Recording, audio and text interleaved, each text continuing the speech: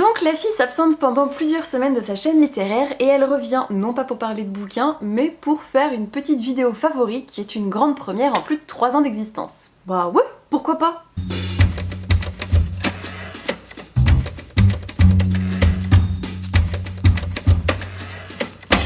Hello mes petits croissants au bigorneau, j'espère que vous allez bien, je suis absolument ravie de vous retrouver aujourd'hui pour une nouvelle vidéo sur la chaîne qui n'est pas nouvelle que parce que nouvelle semaine, nouveau contenu, mais bien plutôt parce que c'est un nouveau format sur cette chaîne qui n'est absolument pas révolutionnaire, hein. Vous en trouvez absolument partout sur YouTube, mais c'est la première fois que je me prête à l'exercice et ça me trottait dans la tête depuis un moment et là je sais pas, j'ai allumé ma caméra, j'avais pas envie de vous parler de bouquins, donc je vais vous parler plutôt de jeux vidéo, d'illustrateurs et illustratrices que j'aime bien, de séries, d'applications et pourquoi pas de quelques boutiques, achats qui m'ont plu ces derniers temps et je vous propose qu'on attaque sans plus attendre par les jeux vidéo. Sincèrement, il y a encore quelques mois, si on m'avait dit que j'en parlerais sur la chaîne, je ne l'aurais pas cru parce que quand j'étais gamine, j'adorais les jeux vidéo. J'avais ma PlayStation première édition, vraiment la vieille de la vieille, la toute grise, avec Spyro, avec Crash Bandicoot, des trucs vraiment old school. Et depuis, malheureusement, entre le boulot, les études, la lecture, la chaîne, enfin bon bref, toutes les activités annexes qui sont venues s'amasser,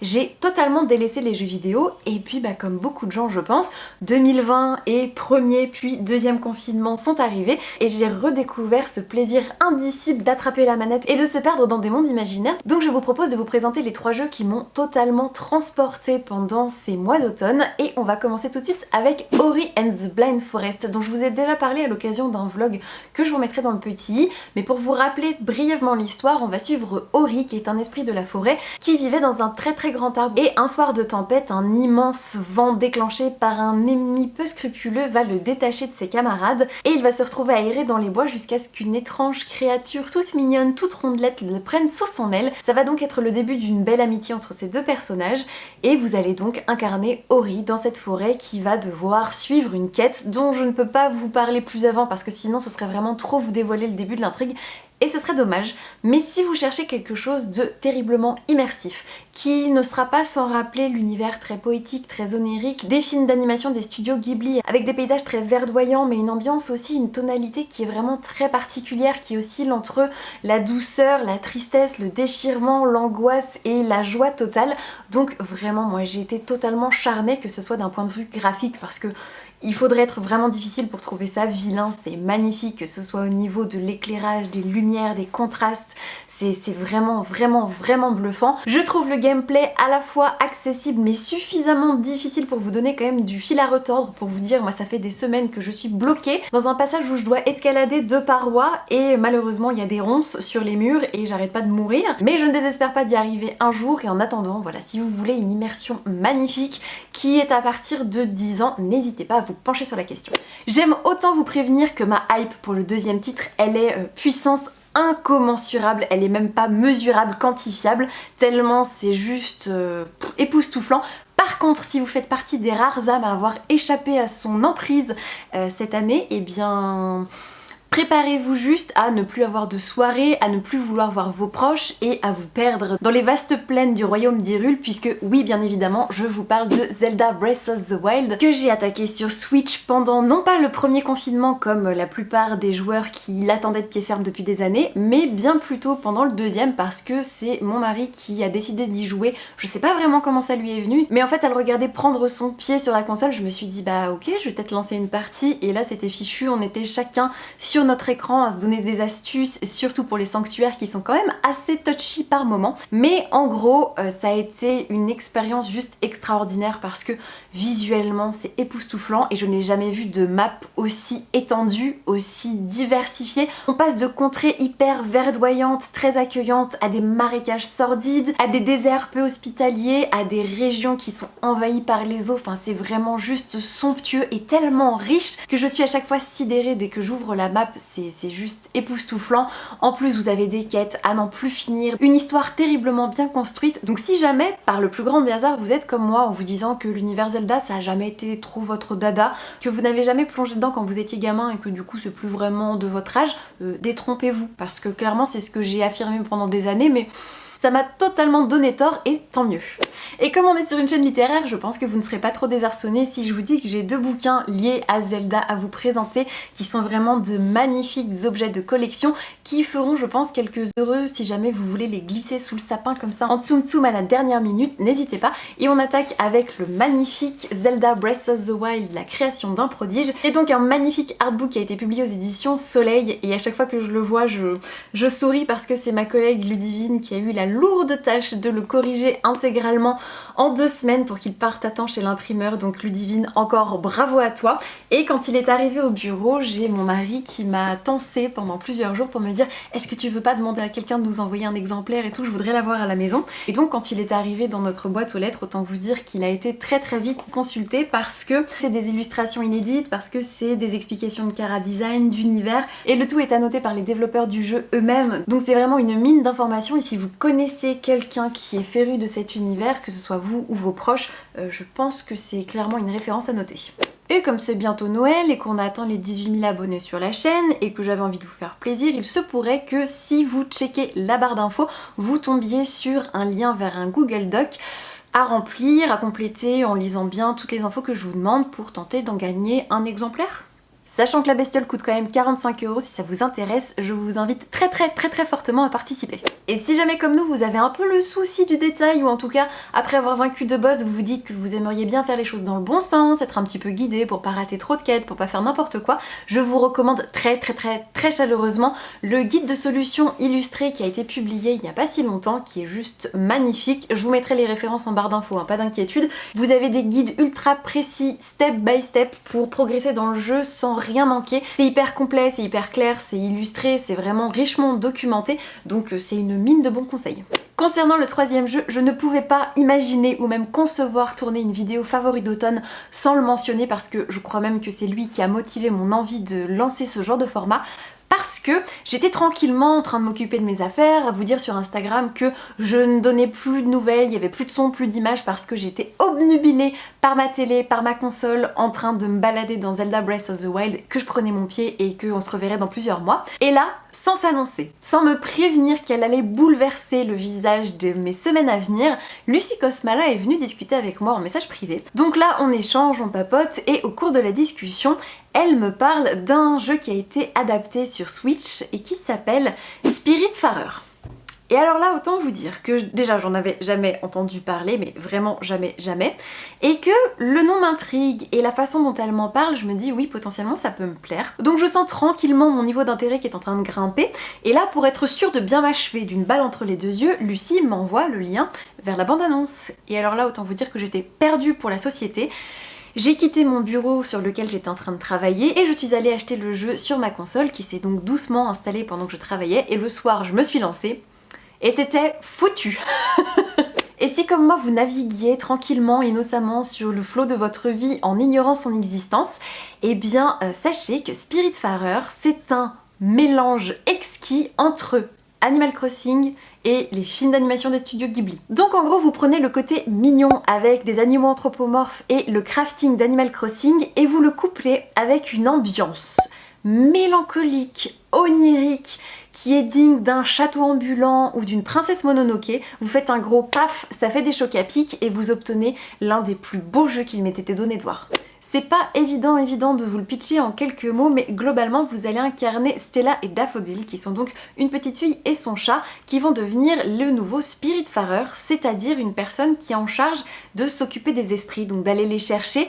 de s'occuper d'eux, de les rendre heureux, de les câliner, de leur préparer à manger, de les aider dans leur quête inachevée pour faire en sorte qu'elles se sentent bien et prêtes à passer dans l'au-delà. Et donc là vous les emmènerez sur votre petite barque au fil de l'eau vers leur dernier voyage, et c'est juste magnifique. Au niveau du gameplay, c'est assez simple puisque l'ancien Spiritfarer va vous transmettre sa petite barque que vous allez pouvoir faire grandir au fur et à mesure de vos quêtes, et vous allez aller chercher vos esprits, vous allez leur construire des maisons, vous allez leur préparer des petits plats, les aider à se souvenir de plein de choses, et en gros vous êtes sur votre bateau, vous le construisez, vous avez plein de petites tâches à mener à bien, et en parallèle de ça vous devez aller extraire des minéraux, aller chercher des matières premières, rencontrer des personnes et accomplir des petites quêtes en allant d'île en île, et c'est vraiment juste magnifique, c'est très apaisant et je trouve le concept incroyable puisque c'est quand même un jeu basé sur la mort, puisque c'est ce qui se passe dans l'au-delà, et c'est terriblement émouvant, c'est terriblement tendre.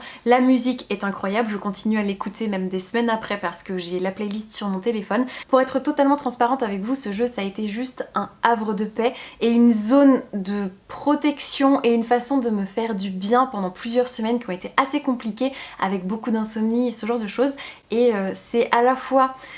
follement lumineux, très triste, très drôle, on s'attache à tous les personnages et moi ça m'a fendu l'âme à chaque fois que j'ai dû accompagner chacun d'entre eux dans sa quête, dans son évolution, et j'ai pleuré et j'ai souri et j'ai trouvé ça tendre et émouvant et ça fait vraiment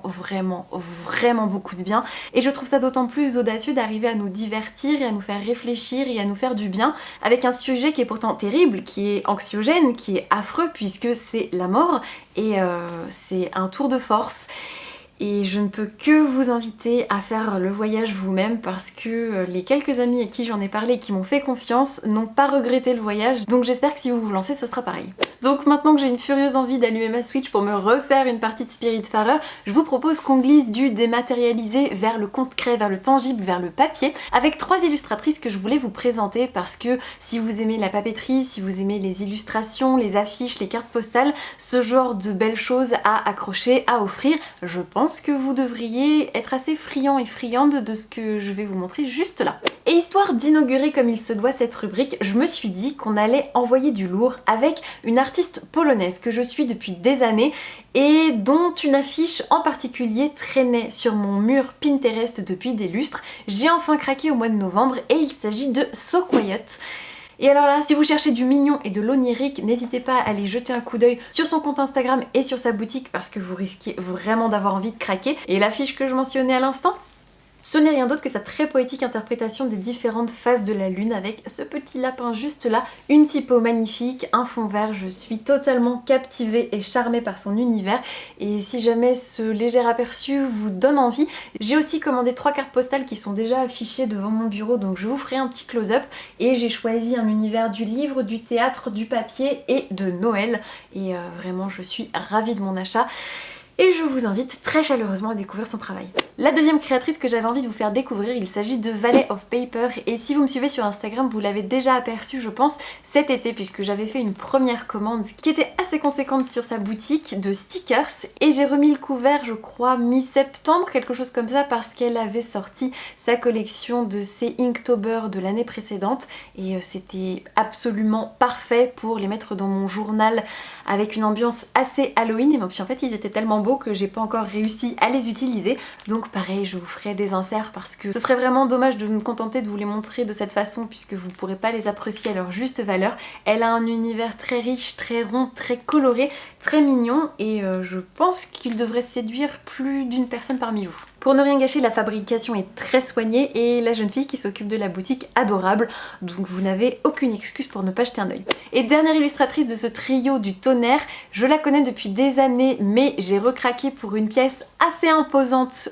qu'elle a créée en partenariat avec le Renard Doré cet automne, et il s'agit bien entendu de Mariposa Nocturna qui est juste ultra talentueuse. Si vous allez sur son Instagram, je pense que vous allez être terriblement frustré parce que vous aurez envie d'acheter absolument tous les dessins qu'elle produit, mais sa boutique est assez peu alimentée. C'est le seul point un petit peu dommage. Par contre, pour celles et ceux qui me demandent très régulièrement d'où viennent mes affiches des studios Ghibli qui sont derrière moi au niveau de mon bureau, vous avez enfin la réponse, c'est elle qui les a créées et je suis totalement fan de son travail, je suis fan de son trait, de sa façon de coloriser, de gérer la lumière, les effets de texture. Je suis totalement conquise, et ben voilà, je pense que ça se passe de mots, n'hésitez pas à aller voir, à vous rincer l'œil, et de rien.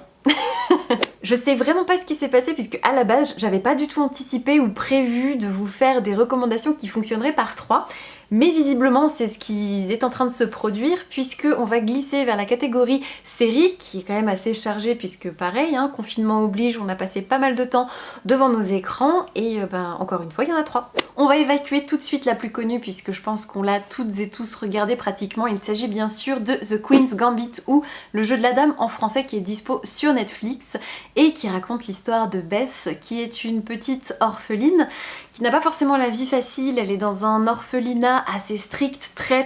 catho, qui drogue les enfants pour les faire se tenir tranquilles, et elle va se découvrir une passion et un talent fou pour les échecs en jouant avec l'intendant de l'orphelinat.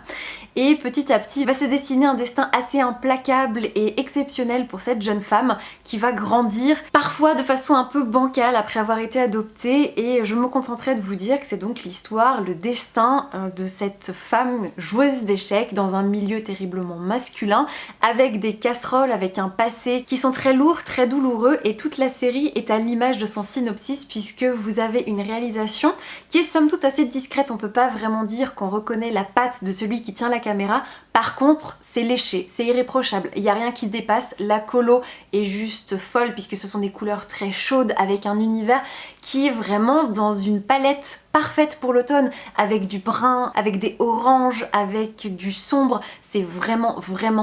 magnifique. Le jeu des acteurs est impeccable, le rythme est bien soutenu sans être trop expéditif ni trop pesant, vraiment c'est le bon dosage, et je me suis totalement laissée embarquer par cette histoire, même si je dois bien reconnaître qu'il y a une chose qui m'a un petit peu... et en même temps ça fait partie de son charme, mais à titre tout à fait personnel, c'est une série que j'ai adoré suivre parce qu'elle était captivante, parce que je voulais savoir ce que Beth allait devenir, mais ça m'a beaucoup impacté psychologiquement parce que il faut savoir qu'il y a quand même beaucoup d'histoires d'addiction, d'alcool, de drogue, et c'est des sujets moi qui vont toujours taper dans quelque chose qui est assez douloureux en moi depuis toute petite. Vraiment c'est des récits que j'ai du mal à encaisser, qui me laissent très vulnérable. Donc si comme moi vous êtes un petit peu sensible de ce côté-là, soyez prévenus. Ça va pas empêcher de dévorer tous les épisodes disponibles, pas d'une traite parce que c'est pas possible, mais très rapidement, et je recommande. J'assume vraiment qu'à moitié la deuxième recommandation, mais en même temps c'est une série que j'attendais vraiment tous les vendredis avec impatience, donc je ne pouvais pas ne pas la mettre dans mes favoris de l'automne parce que ça aurait été faire preuve de mauvaise foi, mais vraiment je pense que vous n'êtes pas prêts. Vraiment pas. Oh je vous jure, donc cette série qui m'a mise en joie, puisque je pense que ça se voit, qui m'a beaucoup plu, qui m'a émue, il s'agit de Ted Lasso, qui est disponible sur Apple TV. Je pense que vous pouvez vous la procurer par des biais un peu détournés, je suppose. Et en gros, ça avait strictement rien pour me plaire, et mon mec l'avait lancé sur la télé parce que j'ai acheté un nouvel ordinateur, donc j'avais un abonnement qui était offert avec, et on savait pas trop quoi regarder. On a lancé ça, et j'ai été totalement captivée par cette histoire qui met en scène du coup Ted Lasso, qui est un entraîneur de football américain qui va être dépêché en Angleterre pour essayer de sauver de la relégation un club de football, tout ce qu'il y a de plus classique, hein. Donc le soccer et le football américain c'est vraiment pas du tout les mêmes disciplines, donc il va être propulsé là-dedans et se rendre compte peut-être un petit peu trop tard que sa candidature a été retenue par la présidente du club, qui sort d'un divorce terriblement douloureux et qui n'a pas trouvé mieux pour se venger de son ex-mari que d'essayer de mener ce club qu'il aimait tant à la ruine. Donc en somme c'est terriblement loufoque, c'est assez bas de plafond, on ne cherchait pas quelque chose de très intellectuel, mais j'ai trouvé ça follement divertissant, j'ai adoré, et surtout j'ai eu un gros coup de cœur pour le personnage de Ted Lasso, qui est juste impeccable, qui est débonnaire, qui est solaire, qui essaie toujours de voir le bon côté des choses, qui essaie d'insuffler de l'optimisme et de la détermination auprès de toutes les personnes qu'il croise. Il a le cœur sur la main et il essaie vraiment de toujours voir le rose partout. Et ça faisait du bien, en fait c'était un peu mon antidépresseur en fin de semaine. À chaque fois que je le retrouvais, je me disais ok, j'ai envie de devenir comme cet homme-là, quitte à être parfois moqué parce que vraiment les gens se disent mais c'est pas possible, mais qu'est-ce qu'il fume, il est dans un monde de bisounours, il est en mode cuicui les petits oiseaux, tout le monde il est mignon, tout le monde il est gentil, et ça le dessert souvent. Et en même temps ça le rend terriblement attachant, et je ne saurais pas quoi vous dire de plus au sujet de cette série. J'ai trouvé ça divertissant, ça a changé, ça a été une bouffée d'air frais, et comme j'en ai jamais entendu parler ailleurs, je me suis dit que ça valait quand même le coup qu'elle soit mentionnée. Et si vous faites partie des rares âmes à connaître cette série et à l'avoir regardée, surtout n'hésitez pas à vous manifester en commentaire, je vous attends. Et enfin, roulement de tambour s'il vous plaît pour la série que j'ai binge-watché sa maman comme pas possible en 2020. Il s'agit de The Bold Type, qui est un savant mélange entre Le Diable s'habille en Prada et Sex and the City. On va y suivre les tribulations de trois amies, Jane, Sutton et Kate, qui sont respectivement pigistes, assistantes et responsables des réseaux sociaux dans un magazine féminin. Et j'ai trouvé ça extraordinaire puisque, c'est ce que je vous disais, on retrouve cette ambiance un petit peu chick lit avec les rom-coms qui se passent dans le milieu de la mode, dans le milieu de l'entreprise, très féminin, et en même temps on évite tous les écueils des années 2000-2010 avec une conscience politique, avec du féminisme, avec des questions que je n'ai vu aborder nulle part ailleurs, comme par exemple le cancer du sein, la prévention, tout ce qui peut être question d'identité sexuelle, que ce soit les relations, bref, je trouve qu'il y a tout un spectre de thématiques qui sont abordées, c'est affolant, j'ai adoré, je trouve que c'est bien joué. Alors bien sûr c'est un peu agaçant puisqu'elles sont toujours tirées à quatre épingles, elles sont toujours maquillées, coiffées, elles ont des fringues de folie, mais c'est pas grave, moi je veux dire pour le bonheur de mes yeux ça ne m'a posé aucun souci et pour autant c'est absolument pas un propos superficiel, on va pas hésiter à prendre des risques, on va parler frontalement de racisme, de la difficulté peut-être d'assumer une double culture entre un père noir et une mère blanche et à pas trouver sa place, à vouloir se politiser, à vouloir faire évoluer les frontières en matière d'égalité salariale, en matière de reconnaissance publique. Bref, j'adore, c'est une série d'empowerment qui est vraiment chouette. À chaque fois que je la mentionne, je finis par donner envie à au moins une personne qui revient me voir plusieurs jours après pour me dire c'était génial, j'adore, je suis en train de bouffer tous les épisodes, c'est trop cool, merci. Donc si jamais vous ne connaissez pas, c'est dispo sur Amazon Prime de mémoire et c'est vraiment chouette. Donc après les jeux vidéo, les illustratrices et les séries, j'ai bien envie de faire un petit melting pot de tout ce qui va être application, compte Instagram et chaîne YouTube pour vous montrer un petit peu ce que j'ai découvert, aimé et on attaque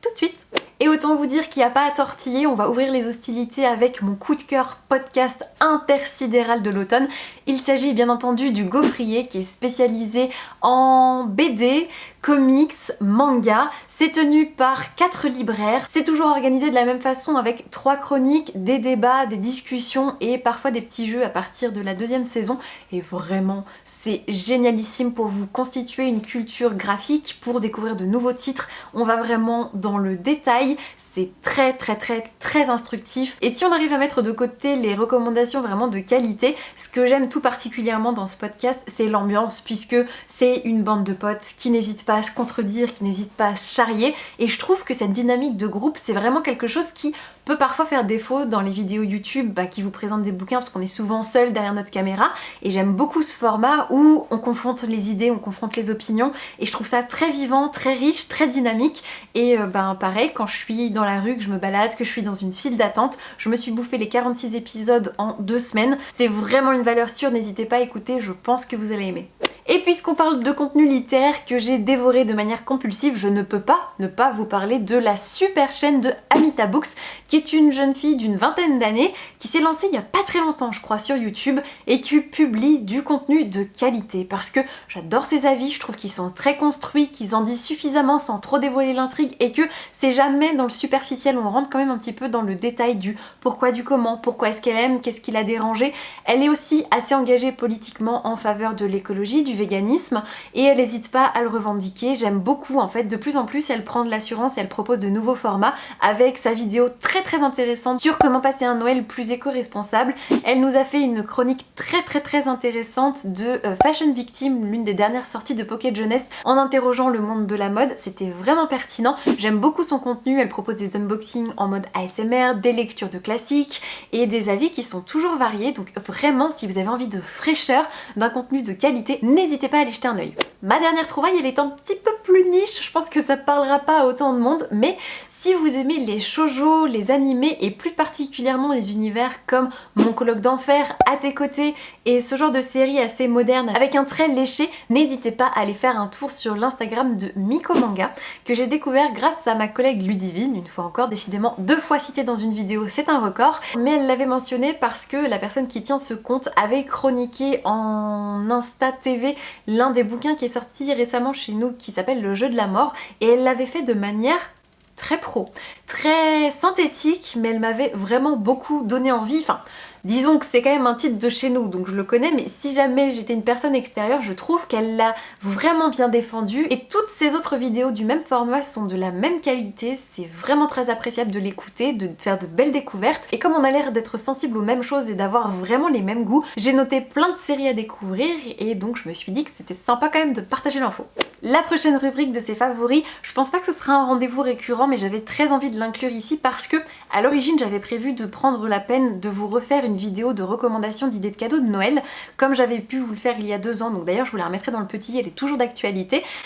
Mais j'ai été un peu prise de court, j'aurais pas vraiment l'occasion de la tourner et de la monter avant Noël pour que vous puissiez quand même faire quelques cadeaux, donc ça n'a pas grand sens. Mais je tenais quand même à vous citer quelques achats dont je suis extrêmement contente. Vous ne serez pas du tout choqués d'apprendre qu'il y en a 3. Et on va commencer avec une boutique de papeterie, mais que je mets pas dans la même case que les illustrateurs parce que c'est pas un illustrateur dédié, c'est vraiment une sorte de maison d'édition qui est spécialisée dans les carnets et les affiches et qui s'appelle les Éditions du Pan. Bon, l'histoire de ma rencontre avec ce site internet n'est pas très reluisante puisque je l'ai découvert grâce aux publicités ciblées sur Instagram dans les stories. Vous savez, celles qui s'intercalent à chaque fois que vous essayez de prendre des nouvelles des gens que vous aimez bien, et ben paf, vous bouffez des pubs constamment. Clairement, les Éditions du Pan étaient là-dedans, mais je leur pardonne parce que j'ai totalement craqué pour leur univers qui est très très riche en fer à chaud. C'est pas très cher, c'est assez diversifié et j'ai craqué pour une affiche qui m'a vraiment tapé dans l'œil. Et sans trop vouloir vendre la peau de l'ours avant de l'avoir tué, je pense que vous comprendrez aisément pourquoi. Donc c'est une affiche qui est vraiment de très bonne qualité, le papier est épais avec de magnifiques dorures et l'inscription "L'avenir est une chance". J'aime beaucoup cette ambiance très witchy avec les lignes de la main, je sais pas ce que vous en dites mais vraiment le travail est très très très soigné et franchement avec une qualité comme ça, comme je vous le disais tout à l'heure, on est sur un rapport qualité-prix qui est excellent. En plus la livraison était très rapide, soignée, j'ai rien à leur reprocher, donc si jamais vous voulez faire des petites courses de Noël de dernière minute, n'hésitez pas. En plus c'est une petite boutique française, donc si vous craquez, ce sera ce que j'appelle un craquage citoyen. Que demande le peuple? Autre favori de l'automne, et cette fois je vais mobiliser le grand enfant qui sommeille ou pas en vous, et il s'agit d'une marque de peluche. Et là vous pourrez peut-être vous demander ce que j'ai ingéré comme substance étrange pendant mon dîner, et je vous répondrai rien, je suis sur l'écran mais c'est pas la faim qui me fait délirer. Non, c'est vraiment une marque de peluche pour laquelle j'ai eu un gros coup de cœur parce que quand je suis allée me balader à l'époque où on était entre 2 confinements avec des copines dans une librairie américaine à Paris qui est rue de Rivoli qui s'appelle W.H. Smith, que je vous recommande d'ailleurs si vous avez l'occasion d'y aller, et bien ils ont tout un rayon jeunesse au premier étage avec des goodies, avec beaucoup de choses, et il y avait notamment une petite peluche qui m'a tout de suite séduite. En même temps il faudrait être compliqué puisque c'est un petit tamago, un petit œuf avec des jambes qui sourit, et quand je l'ai vu dans les rayonnages, je sais pas, mon cœur a été plus léger. J'ai trouvé son sourire juste adorable, réconfortant, et je l'ai abandonné là sur les étagères parce qu'il coûtait quand même 14 €, quelque chose comme ça, et que j'étais pas du tout venue pour ça et que je me disais que c'était un craquage impulsif. Et puis en fait, tout au long de la semaine, je l'avais pris en photo et je regardais la photo sur mon téléphone pour me donner du courage, pour me mettre un peu de baume au cœur. Et donc j'ai dit à mon mec, c'est pas possible, je vais aller la chercher puisqu'elle m'obsède. Donc on y est retourné le week-end d'après, elle m'attendait encore sur les rayonnages et depuis elle trône sur l'étagère qui est juste au-dessus de mon PC. Donc quand je travaille, il me réconforte, mais bien entendu je voulais pas juste vous parler de ce petit œuf en particulier, mais bien de la marque de peluche Jellycat qui propose mais toutes les bestioles les plus incongrues, que ce soit des crevettes, que ce soit des brocolis, que ce soit des escargots, vous avez aussi des pâtes, enfin vous avez beaucoup de modèles, que ce soit des aliments, que ce soit des animaux un peu étranges, des plantes, je crois que vous avez des petites plantes en pot, en peluche, bref, n'hésitez pas à aller jeter un coup d'œil sur leur site. C'est pas donné, je vous l'accorde, mais vraiment si vous avez des enfants ou de grands enfants dans votre entourage, je pense vraiment que ça peut être un cadeau qui fera mouche. Non mais regardez-moi cette tête quoi! Et après les peluches, on va passer à un contenu un petit peu plus adulte puisque je tenais absolument à vous parler d'un concept store qui est disponible uniquement en ligne, qui s'appelle Bird on the Wire, donc l'oiseau sur le fil, qui propose tout un tas de choix pour la maison, pour les bijoux, pour la papeterie, pour des cadeaux qui sont hyper originaux, avec une esthétique très soignée, très épurée et en même temps assez inédite. Et permettez-moi de vous prévenir qu'il y a de fortes chances que vous ayez envie de casser votre nourrin en vous baladant sur le site. Histoire de vous donner un petit avant-goût, je vais vous montrer la commande que j'avais passée chez eux fin septembre, début octobre, quelque chose comme ça. Et on commence avec mon agenda puisque je reste très attachée au papier et celui-ci m'a directement tapé dans l'œil puisque j'adore les spirales. J'aime énormément le doré, je pense que vous le saurez, les imprimés floraux et en plus c'est bourré de stickers, de citations, d'invitations à réfléchir sur des thématiques particulières chaque mois. Et vraiment j'ai eu un gros coup de cœur pour cet agenda et bien entendu j'ai pas pu m'arrêter là puisque j'ai aussi commandé le set de théières et tasses animaux de la forêt en émail que vous avez été très nombreux et nombreuses à aimer dans mes vlogs, donc voilà, vous savez maintenant d'où ils viennent. Je suis pas sûre que ce soit encore disponible sur la boutique mais vraiment je pense que vous pourrez trouver quelque chose qui vous plaira tout autant et voilà, j'ai juste été séduite. Elle est pas très grande dans la théière, c'est pas un contenant qui va vous faire pisser partout, clairement pas, mais je les trouve juste magnifiques et pour l'automne c'était tout à fait à propos. Et pour mon dernier achat chez eux, je vais vous gratifier de ma bobine en plan très rapproché. Je pense qu'on est très intime, mais forcément comme il s'agit de boucles d'oreilles, c'était difficile de faire autrement. Donc c'est des petites boucles d'oreilles lune avec des petites pierres à l'intérieur. J'ai été charmée par cette ambiance un peu witchy à l'approche d'Halloween pour préparer le Pumpkin Autumn Challenge. C'était tout à fait dans l'ambiance et je ne regrette pas. C'est pas de l'or mais ça ne décolore pas, ça ne teinte pas mes oreilles, ça ne les infecte pas. Donc vraiment je suis ravie, je les trouve très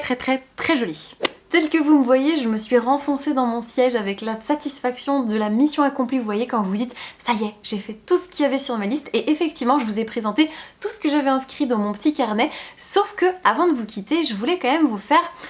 un petit retour sur un favori assez inclassable puisque c'est pas quelque chose de tangible, c'est pas quelque chose que j'ai acheté, c'est pas quelque chose que je peux vous montrer, mais dont je peux vous parler puisque vous n'êtes pas sans savoir que au mois d'octobre j'ai fait un mois entier de coupure des réseaux sociaux. Donc j'ai désinstallé les applications de Facebook, Instagram et TikTok de mon téléphone et je me suis tout simplement interdit d'y retourner pendant 4 semaines complètes.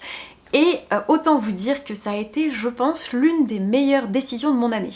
Donc vous voyez, c'est pas quelque chose qu'on peut toucher du doigt, qu'on peut caresser, qu'on peut malaxer, mais je me voyais vraiment pas faire une sorte de bilan culturel retour sur cet automne sans parler quand même de cette cure de réseaux sociaux. Parce que c'est quand même un événement marquant dans la mesure où ça fait des années et des années que je suis accro aux réseaux sociaux et plus particulièrement, enfin de manière plus globale à mon téléphone portable et je pense que tous mes proches, à commencer par ma grand-mère, ma tante et ma mère pourront vous le dire,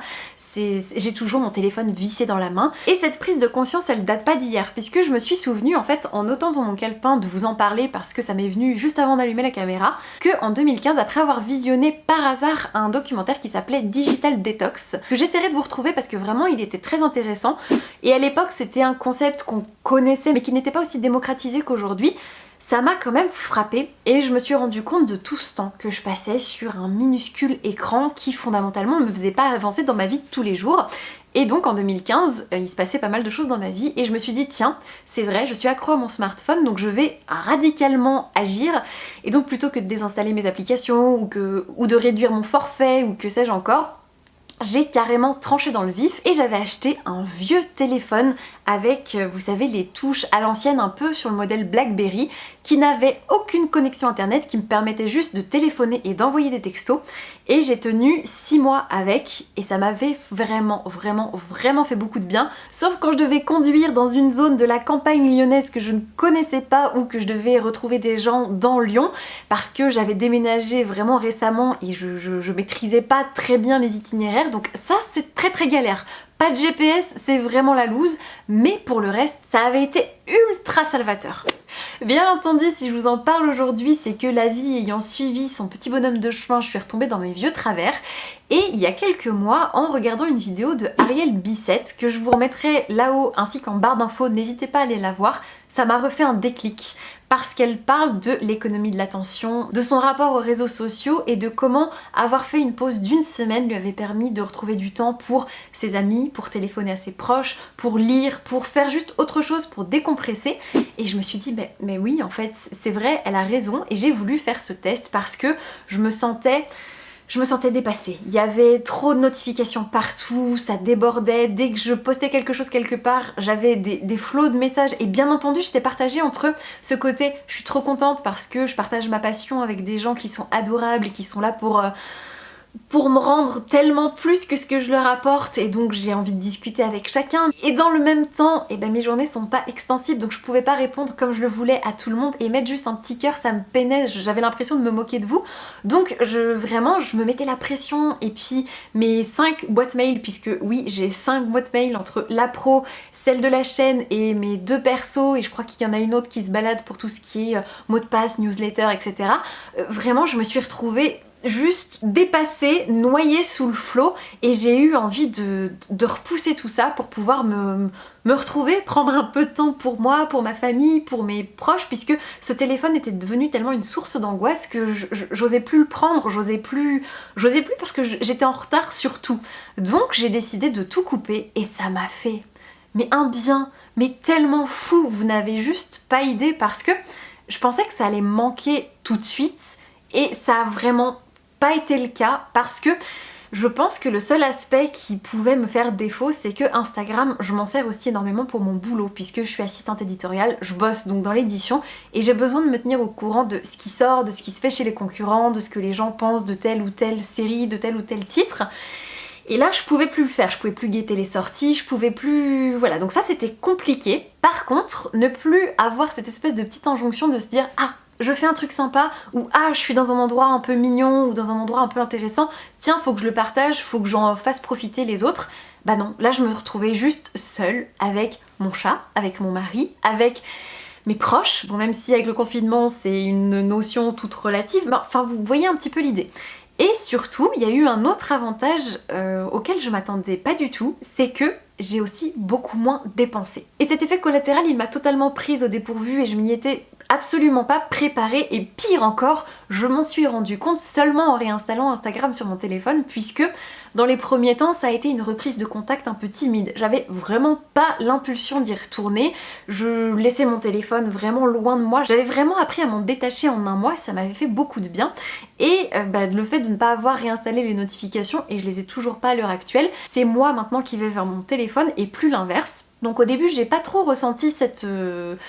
différence, sauf que quand j'ai commencé à retraîner un petit peu plus régulièrement, et que ces fameuses putains de pubs ciblées, pardon, je suis très vulgaire, mais que ce soit en story ou entre 2 posts, enfin voilà, cette espèce de promo permanente générée par les algorithmes d'Instagram, et que chacun et chacune véhicule et entretient presque parfois à son insu, parce qu'à chaque fois que vous avez quelqu'un qui a commandé des marque-pages, qui a commandé des cartes postales, qui fait un unboxing, je sais pas, d'une box littéraire qu'il a reçue, ça va générer des pulsions d'achat qui sont un peu incontrôlables. Enfin, en tout cas, je parle pour ce que je connais, c'est-à-dire dans mon pauvre cas. Et sincèrement, c'est en me connectant pour la 3e fois à mon compte PayPal en une semaine, alors que je m'en étais pas servi pendant un mois, que ça a fait tilt, et que je me suis dit mais bon sang, en fait c'est la 3e fois que je suis en train d'acheter des goodies, que je m'achète des conneries dont j'ai absolument pas besoin et qui ne m'avaient pas manqué pendant un mois. Et donc c'est le côté un peu pervers des réseaux sociaux qui m'a vraiment réexplosé en pleine face,